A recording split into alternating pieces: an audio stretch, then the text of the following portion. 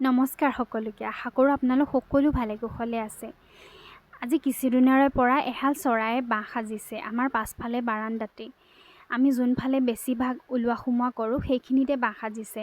চাওকচোন, এই অমাত জীৱবিলাকেও জানে যে আমি সিহঁতক একো অনিষ্ট নকৰোঁ।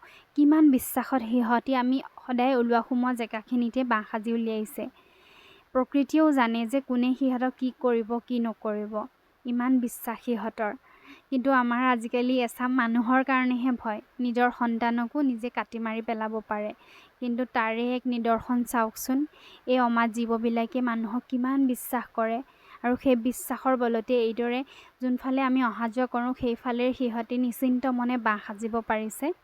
এয়া মাইকী চৰাইজনীয়ে কণী পাৰি উমনি লৈছে আৰু বাঁহটো ইমান ধুনীয়াকৈ সাজি উলিয়াইছে নহয়, গোটেই ভিতৰৰ ফালে কপাহ দি একেবাৰে মখমল গাদীৰ দৰে বনাই লৈছে।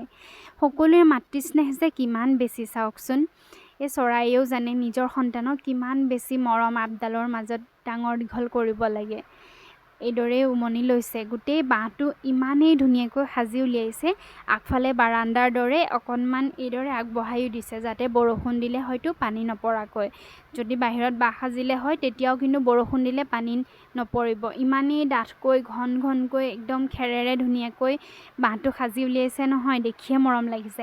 বাঁহটো দেখাত বহুত ডাঙৰ যেন লাগিছে, কিন্তু সিমান ডাঙৰ নহয়, একেবাৰে হাতৰ মুঠিটো সমান, একেবাৰে সৰু। আৰু চৰাইটো যে ঘৰচিৰিকা চৰাইতকৈও সৰু। আপোনালোকে বাৰু ধৰিব পাৰিছেনে চৰাইটো কি?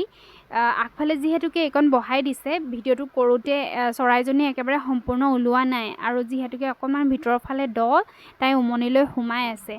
আৰু এইটো আপোনালোকে কোনে কোনে চিনি পাইছে, বাঁহটো চাই যদি চৰাইটো আপোনালোকে কোনোবাই চিনি পাইছে, কি চৰাই হয় জনাবচোন। চৰাইটো ক'লা হয়, ঠোঁটখন অকণমান দীঘল আৰু একেবাৰে অকণমানি, মানে ঘৰচিৰিকা চৰাইটোতকৈও অকণমানি।